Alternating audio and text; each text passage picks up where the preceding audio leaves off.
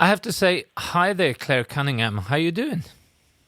I'm good. How are you? Are you trying an Or whom American? I do? Are you trying an American accent? No. No, unfortunately, there's no getting rid of the Irish accent that fast or quickly or No. easily. Uh, the listeners might wonder why is he calling someone in the US who's from Ireland? But the thing is, we met the first time we met was 2014 on a rock festival in Yeah. Grebbestad, and then I sort of started following you because you left the band Thunder Mother and did your own thing. How it's a while back. When did you start doing your own thing, so to speak? Besides you doing your own I, thing all the time, but yeah, yeah, I was kind of always doing my own thing always throughout life. And then obviously, when Thunder Mother came along, I kind of had to uproot everything in my life and kind of go with that. So I put in like everything into that. At the same token, when I finally got settled in Sweden, I was able to then continue doing some solo things whilst in the band, but the main focus was always really the band. So I never got to really fully do what I ever intended on setting out to do, which is what I'm doing now. Um, so yeah, it's been a long road, but and an eventful one as well. But I do miss those Swedish days sometimes. yeah. But when did you leave for the States? When did you go there? I left Sweden in 2017, and I got over here in 2018. Yeah. So it's been 18, 19, 20. Yeah, so almost 3 years now, really. Yeah, and how is that? Um, And how's that going for you? I mean, you sort of left everything and thought, I'm going to do this. Do music. Go to the States and do music. How did it work out so far? You think? yeah, I mean, like, it wasn't really an overnight decision. Like, America is somewhere I've always wanted to be. Yeah. And realistically, looking back, like, the phone call I got to be in Sweden was a very kind of off chance, random kind of leap of faith, I guess. Um, so, and then I thought everything was sorted there, and that's the life I was going to have, but it didn't work out quite like that. So it took me about a year to get together the visa that I'm on right now, which is about to expire actually. So it was something that I had to put a lot of work and thought into. So it took at least, like I said, about a year between getting all the credentials I needed and lawyers together and paperwork. It's not very easy just to move here. Huh. So, but it's been going amazing. I mean, looking from where I started to where I am now, life has been great. Of course, these times that we have right now are not part of what I'm talking about, but it's been going really well, and I've made a really great life for myself here. So I'm hoping I can stay. Yeah.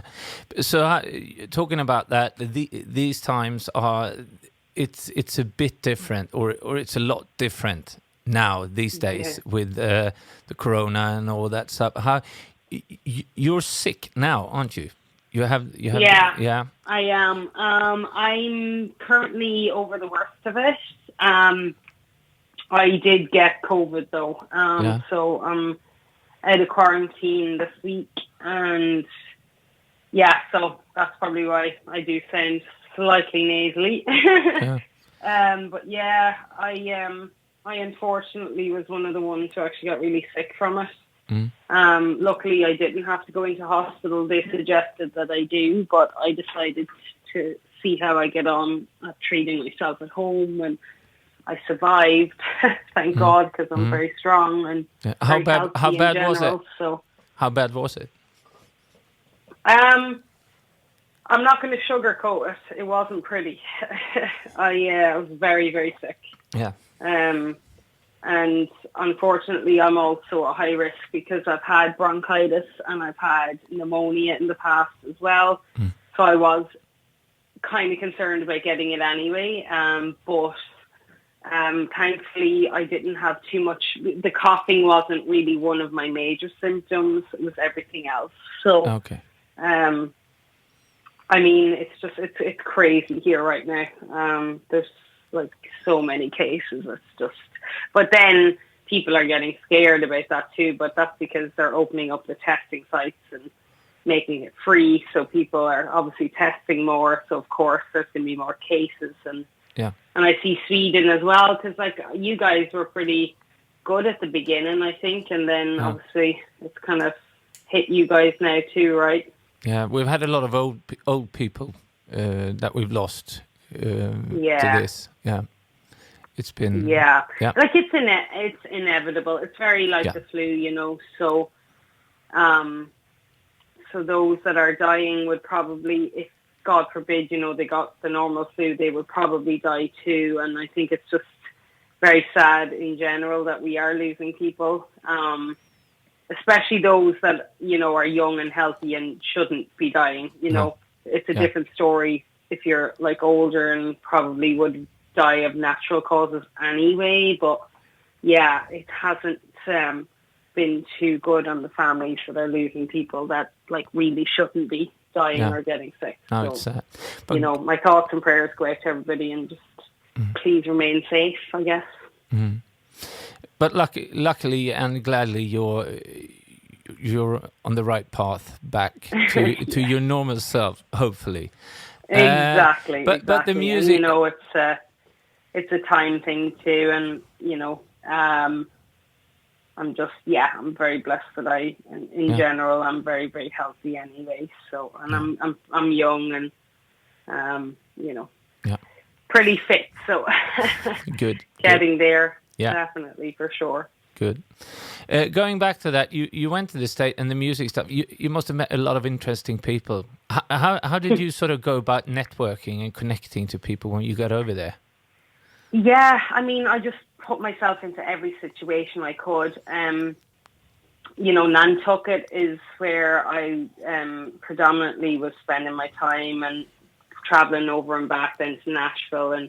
And really, when I was touring or I was on the road for inspiration, you know, it's a matter of just putting yourself out there, doing as many kind of performances as you can. And, you know, a talent doesn't go unnoticed. So I do have the, I guess, the advantage of looking a little bit different than some people, because I am very heavily tattooed, and you know, being from a different country, you do stand out too, which I don't think about it like that. But, you know, people won't forget something different that comes into town that's very new or stands out. So I've been told. So I guess that has lent me to, you know, once I've performed or once I've done something, then people, and, you know, especially when I was in and out of Nashville a lot at the beginning, I'm not country. So when you're not a country artist here, it gives you more scope to stand out again, because, you know, a lot, especially the females, everybody like has a particular sound and style here, and it's quite similar, and everybody kind of can sound similar, but I guess I came along and I'm not like that at all. And you did your like thing, and that worked out. Yeah. Like talk or sing like them, I guess. So for networking, it was definitely an advantage there. But yeah, I'm very outgoing, I guess, and I just put myself into every situation and got in rooms, started writing with people, and you know that, you know, you work your way up then. Like I'm writing with some extremely massive hit writers right now, and you know, I've put in a lot of hard work. I'm no stranger to moving places and not knowing people and just putting myself out there. So, and America, they're very open, you know, everybody's open and friendly, and you know, very inviting. So yeah, just got myself in as many rooms and as many situations as I could to network, and that's what it is. It's building relationships here. You know, you can be very talented, but people want to have a relationship with you here. So it's important to, like, you know, also be on a friendly terms with people, and it's business, but it's also like, you know, it's a rapport. It's building those friendships, I guess, with people. Yeah. You have a new single out. We're going to play that a bit later. But first, I just got to say, what are you doing for summer besides getting all well and that stuff? How do you spend your summer? Honestly, I can't plan, you know, anything right now. The plan was to kind of get out on the road and do more, and you know, possibly tour the songs that I've been doing, but you know, it's getting worse and worse here by the day. Yeah. With everywhere shutting down again.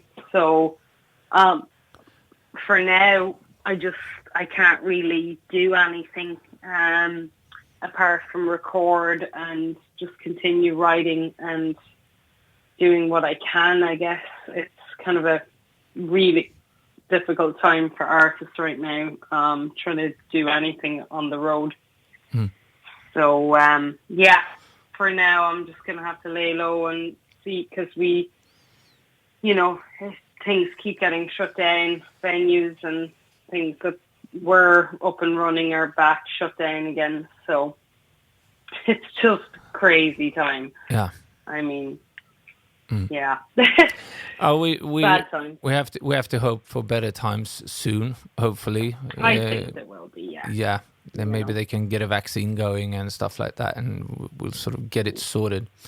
And hopefully things will turn back to normal. Maybe not totally normal, but hopefully as normal as possible. And musicians can start going out on the road. Somewhat of a normality, I guess. Yeah. Well, this is going to probably be the new norm or whatever they're saying, you know. But I will see. We'll see. Definitely hitting the music industry, that's for sure. Yeah. Claire, thanks for having a chat. Let's hear your new song. It's called Heart of Mine. Yeah, that's the one.